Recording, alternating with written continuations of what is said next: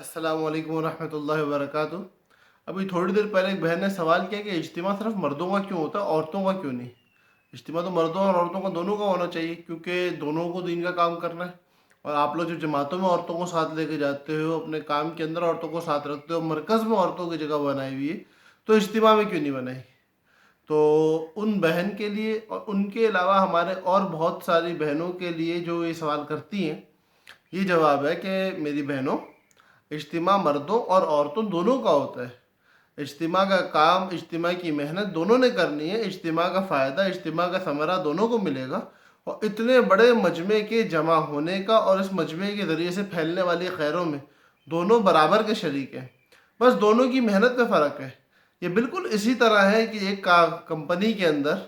ایک فیکٹری میں کام کرنے والا مزدور ہوتا ہے اور دوسرا آفس کے اندر اے سی میں بیٹھ کے کام کرنے والا آفیسر ہوتا ہے۔ تو دونوں کے اندر معاملہ یہ ہوتا ہے کہ آفیسر جو اندر بیٹھا ہوا کام کر رہا ہوتا ہے اوپر سے لے کے نیچے تک، پھر آفس میں بیٹھنے والا ضروری نہیں ہے کہ آفیسر ہی ہو،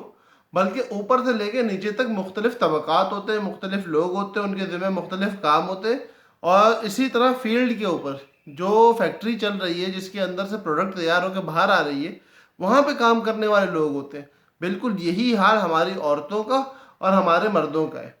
عورتیں اوپر سے لے کے نیچے تک جتنے بھی طبقات ہیں، ان سب کے سب کا کام جو ہے وہ ہمارے آفیسز کے اندر، یعنی کہ ہمارے گھروں میں اور ہمارے گھروں کے اندر مسلوں پہ ہے۔ ان کو نوافل پڑھنے ہیں، ان کو دعائیں کرنی ہیں، ان کو روزے رکھنے ہیں، ان کو صدقات دینے ہیں، ان کو اپنے گھر کے مردوں کو تیار کر کر کے فیلڈ میں بھیجنا ہے کہ آپ لوگ جائیں، جا کے کام کریں۔ اگر یہ عورتیں گھر کی رکاوٹ پیدا کرنی شروع کر دیں تو تبلیغ کا مجمع آدھا بھی نہ رہے۔ اس مجمع کو نکالنے میں، اس مجمع کو چلانے میں اور ساری دنیا کے اندر بھیجنے میں ہماری عورتوں کا، ہماری بہنوں بیٹیوں کا بہت بڑا کردار ہے۔ اگر وہ کردار نہ ہوتا تو آج مجمع کا یہ حال نہ ہوتا، بلکہ اگر یوں کہا جائے کہ تبلیغی جماعت کا چلنا، بننا اور اس کا سنورنا یہ ایک عورت کی فکر کا نتیجہ ہے، تو کوئی اس میں دو رائے نہیں ہے۔ حضرت مولانا الیاس صاحب کی نانی ماں، ان کی فکر یہ تھی کہ خاندان سے علماء ختم ہو رہے ہیں، تو ہمیں اپنے خاندان میں علماء پیدا کرنے چاہیے۔ علماء پیدا کرنے کے لیے اپنی بیٹی دے دی ایک مولوی صاحب کو۔ اس کے نتیجے میں مولانا الیاس صاحب پیدا ہوئے، پھر ان کے بھائی کے یہاں مولانا زکریا صاحب جو شیخ الحدیث رحمہ اللہ ہیں وہ پیدا ہوئے۔ تو خیر خلاصہ کلام یہ کہ اجتماع ہو یا تبلیغ کی کوئی اور سرگرمی ہو، ہر مرد کا چلنا، نکلنا، مراکز کا بننا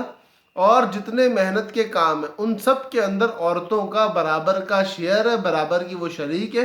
اور ان کی حیثیت، ان کی محنت کی حیثیت کسی بھی طرح مردوں کی حیثیت سے کم نہیں ہے۔ وہ لوگ گھر پہ رہ کے، وہ لوگ اپنے بچوں کو سنبھال کے، وہ لوگ اپنے مردوں کو اس بات کا حوصلہ دے کے کہ آپ جائیں پیچھے، آپ کی عفت کے اندر، آپ کی عزت کے اندر، آپ کے مال کے اندر، آپ کی اولاد کے اندر کسی قسم کی کمی نہیں آنے دوں گی، یہ